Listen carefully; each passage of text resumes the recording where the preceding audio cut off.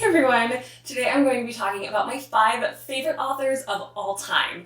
There's going to be some controversial ones on here as well as some predictable ones, and if you haven't heard of one of these guys and they sound like they would interest you, please pick them up. I love them for a reason. In my number 5 spot, I have Michael Crichton. I actually don't even have my most favorite book that he's written in my bookshelf right now because I lent it to my sister, but he is of course the prolific author of Jurassic Park. And if you've read anything by Michael Crichton, you know he is all about research and explanations. I swear at the end of any of his books, you will know more about that subject than you ever did previously. For example, take Airframe. This is all about a plane that almost crashes on its way back from Hong Kong to the United States. You follow a woman who is currently trying to investigate what went wrong on this flight and who the guilty parties are. This gets increasingly interesting as more plots get unveiled and the media gets involved. I learned so much about airplanes that I never knew, and honestly, as someone who's afraid of flying, this made me comforted for some reason. I don't know. I must be weird to have a book that's all about potential plane crashes make me feel better about flying on an airplane. But it did, because I learned so much about what is involved in flying process and all about airplanes and about pilots and what they have control over. And I guess the fact that it didn't crash is also kind of a point in its corner. So Jurassic Park will teach you more about fake evolutionary processes that we once believed to be true than any other book. He wrote it a really long time ago, guys. We didn't have as many scientific discoveries at that point. Also, a lot of his books, while based in real-life research, are kind of venturing into the sci-fi category. Obviously, we don't actually genetically engineer dinosaurs. If you liked the movies and you really liked Ian Malcolm's explanation of chaos theory, get ready for an entire section of the book dedicated to explaining chaos theory in excruciating detail. The genetic engineering of these dinosaurs are also really well explained, and it's super interesting. And if you're a nerd who's really curious about fake sci-fi concepts explained in a very real-world way, you would probably really like Michael Crichton. He definitely puts a lot of thought into all of his books. In my 4th place spot is Neil Gaiman. That being said, he is my 4th place author for probably not the books you would immediately think. While I know A Nazi Boys, Neverwhere, and American Gods are amazing books that this author has written, I actually really love Stardust and The Graveyard Book. A lot of the reason why I love Stardust is not only because it's one of the first books I ever really read and picked up all of my own volition, but it's because of the whimsy. He is so amazing at making these whimsical worlds with characters that just feel so out of the pages of a fairy tale, of a storybook. And I think that even though he is able to write grittier characters, a lot of his strength comes from his whimsical worlds that he creates. And it just touches the heart of the child inside of me. And I really love his writing in this form. The world is so beautiful, and there are creepy things, but there are also things that are like heartwarming and things I wished I could have seen when I was a kid. And I will absolutely read this to my future child so often. They will know the whole book front cover to back cover, and I don't regret that at all. I also really love the movie. They're very different, but the movie does capture the soul of the whimsy of this book, and even if you thought that they really diverged in ways that they shouldn't have, you can't deny that that beautiful fantasy element of it that takes it right out of a fairy tale novel is really there in the movie. You get those senses of wonder and just absolute befuddlement over the world that they've created, the ridiculousness of it. And I think I said this adjective about 10 times now, but truly the whimsical nature of the story. The Graveyard Book, which I also don't have with me right now because I lend these books out like no other, is also a whimsical tale of an orphan who is adopted by the ghosts in a graveyard, and is so ridiculous in nature and childish and naive, and yet I love it because it creates this environment that I just cannot even begin to describe. It's a world outside of itself. It feels like an adventure, like you're going into Disneyland for the first time, and there's all of these weird and wonderful elements surrounding you. And that's what it's like reading these Neil Gaiman books. The author in my 3rd spot is Jodi Picoult.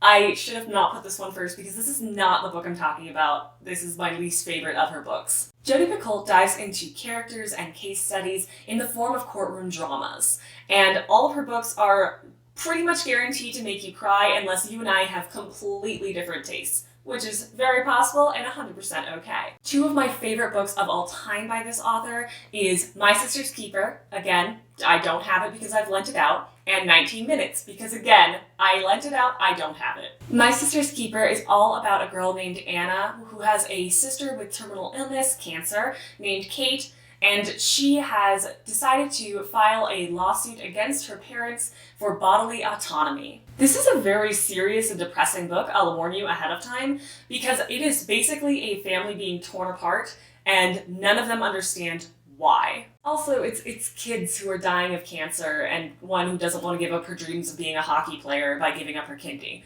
It's all very sad. But the characters look into these issues in ways that I never thought I could. They're selfish in ways I understand. They have so many flaws, and yet they are people that I can totally empathize with. Jodi Picoult is also a very emotional author, so if you really just want to hunker down and have a few tears, drink some wine maybe, then this might be the author for you.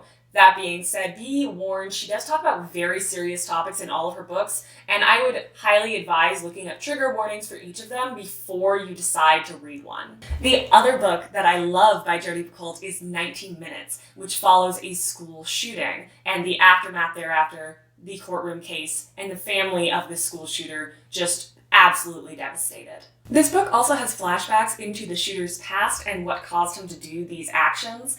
But that being said, Jodi Picoult does a great job of saying, hey, it's explained, but it's not forgivable. And no matter how much you empathize with what was happening to this kid, he still shot up a school. And yeah, that's kind of the gist of what's going on there. So that's a warning. But like the fact that she even does that, to say that, hey, here's why it happened, here's the problems that were in this society, in this school that caused this to happen, and yet that explainable act is still unexplainable and undefendable. So just giving you some like cool little nuances that are happening in this story, the kind of juxtaposition, the push and pull of this world. It's very interesting, but again, a lot of trigger warnings for any Jodi Picoult book. They do dive into topics that you might not feel comfortable with. And in my second place spot, yeah, it's Brandon Sanderson. We knew.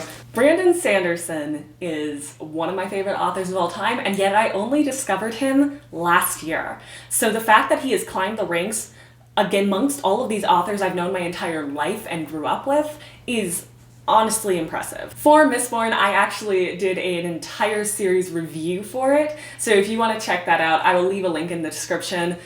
I absolutely loved Mistborn. That being said, there are some problems to Brandon Sanderson writing. One is that he is fairly repetitive, and two, he does take a while to get going. He is really well known for slow beginnings, but what that gives you is a host of world building, especially the magic systems and the characters that you meet and you're going to follow for the rest of the series. He is also very well known for being bad at writing romance, and that I definitely have to say is very true. I personally love romance in books, and I had to scrape the bottom of the barrel to get Vin and Elend, and honestly, it's not his forte. It's not saying that you're gonna hate any of the romances in his books, it's just that you're not gonna be reading for the romance in any capacity. He is extremely good at action sequences, either in Starfighters, in Skyward, or in our Metal Allomancy world in Mistborn.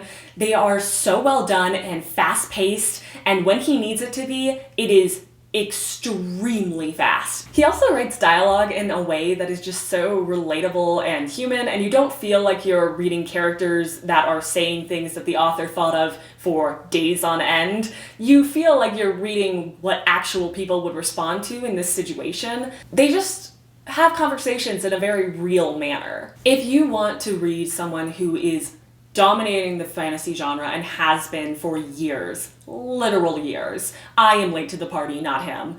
then you should pick up Brandon Sanderson. If you want someone who could make amazing worlds and amazing magic systems and amazing fight sequences with dialogue that seems real, pick up Brandon Sanderson. If you can't deal with slow beginnings and you can't deal with a lack of romance, then maybe don't. But I have another author for you, and that's going to be who's in my number one spot. And my number one spot, a very controversial opinion. Some people love her, a lot of people hate her.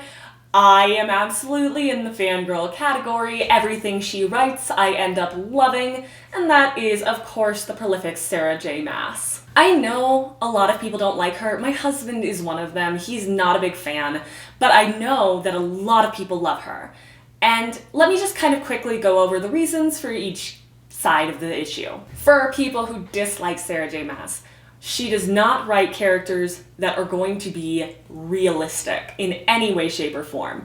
I often call the kind of characters she writes and the way they speak as wish fulfillment, which for me, as someone who's using all of fantasy as escapism, that's fine for me. I want to see something that is completely unrealistic, completely removed from real life, where I mess up all the time when I'm talking. That being said, for some people that makes it really hard to empathize with these characters because they don't seem like real people. They're too smart, too witty, they do things that are just wish fulfillment to the max. And I totally understand that, especially when comparing it to an author like Brandon Sanderson, who is my second place spot. Another reason why people dislike Sarah J. Maas is that she doesn't put a lot of work into her plot as much as she does her characters and romances. ACOTAR is one of my favorite series of all time. If you asked me what the plot was for ACOTAR, I don't know if I would be able to give you a full, complete answer.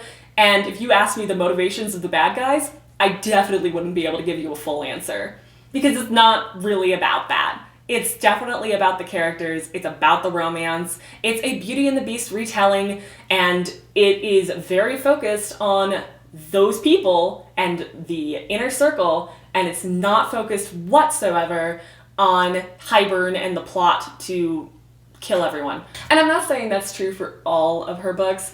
For example, ACOTAR, yeah, it is true, very much so. But for Throne of Glass series, which I absolutely adore, no, I absolutely cared about what was happening in the world. I cared about if Selena or Aelin succeeded. I cared about everyone that was involved, and I cared about the armies, and the final book was so good, oh my god! So she's capable of writing books with great plots that follow the general arc of an epic.